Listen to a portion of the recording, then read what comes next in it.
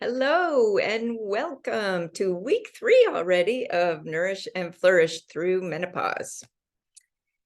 And do you remember when you were like 10 or 11 in middle school, maybe 9, and you had to go to a sex education class where you learned that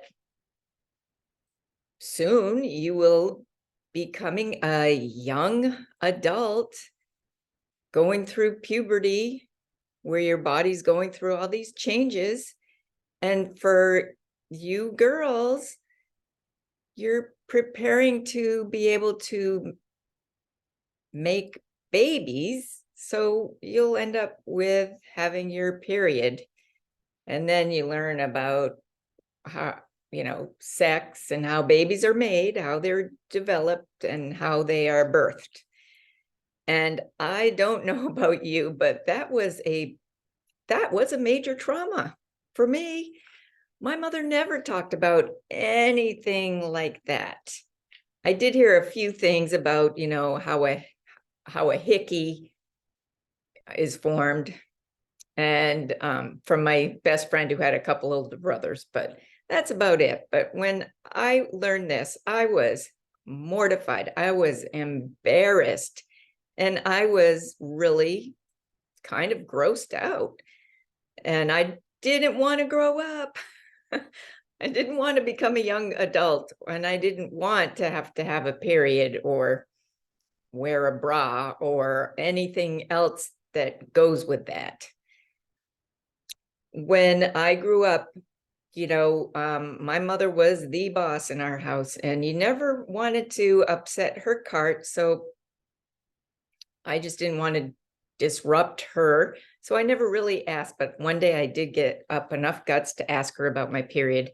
And she handed me 4 books called the Life Cycle Library.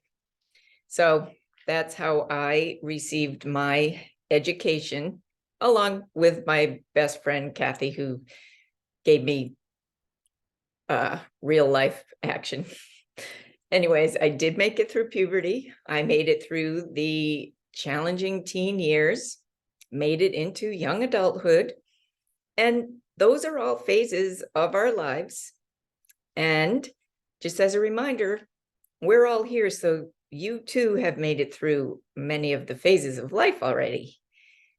So, there's really not another class that tells you about how to become a young adult. You just become one through your experiences, and maybe definitely through the advice of your friends and your families, whether you want it or not. Making sure you have found the right one to spend the rest of your life with. Making sure, are you sure you're ready to have children? How do you know what to do? Are you prepared? Are your finances stable? This is how you need to buy a house, or whatever's going on. You get advice. So when I was in like my mid 30s, early 40s, I was working at a family practice office with an awesome woman doctor, and the majority of her patients were women. She did women's health. So I learned a lot about menopause and women's health through her. But I wasn't really, focusing on that. At that time, my kids were in, school aged. I was divorced. I was working and trying to survive with everything going on in my life. So I really wasn't paying attention because that was so far away. But then as the time got closer, you start paying more attention to listening to older women they're talking about menopause, or more like complaining about it.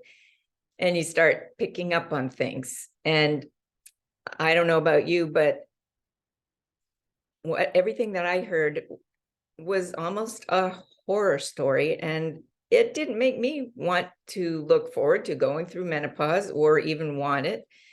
And there I was, like my 10-year-old self, like, no. But, like the only good thing I remember about it was the fact that once you're in menopause, after menopause, you have no more periods, which is great. And then we don't have to worry about becoming pregnant.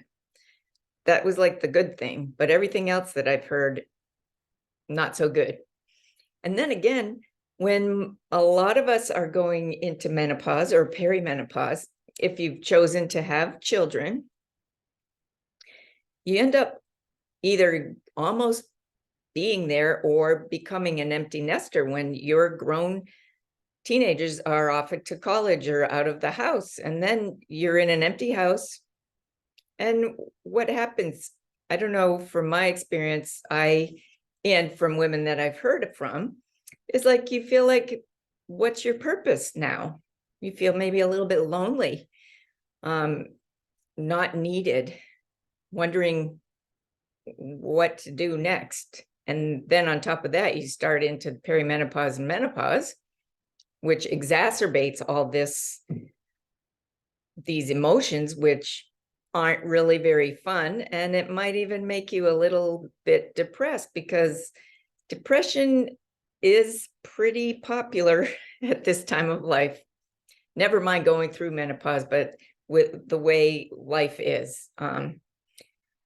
But that being said, once you're start into all this and you're feeling all these different emotions, the roller coaster rides that you're taking with your emotions and your body changes, you do start becoming a little bit filled with somewhat of grief, of not wanting to be here, and how am I going to deal with all this, and realizing that your life is changing, and what happened to that healthy, vibrant, young, active, confident, in control woman that you used to be. Now you can't even find your car keys.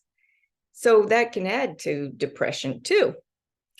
But anyways, what I decided, since a lot of the women I have spoken with throughout my career and these last several years have mentioned that grief is a concern during menopause. So we're going to discuss grief, and we're going to talk about how it's beneficial to you to be able to let go of some of your past to help you open up to this new experience that you're experiencing.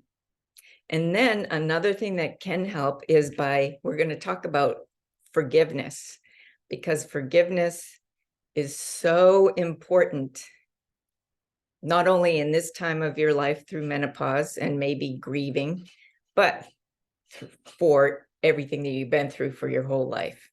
It's pretty deep, but I feel like it really needs to be discussed. So we are going to get right in on that in the next video.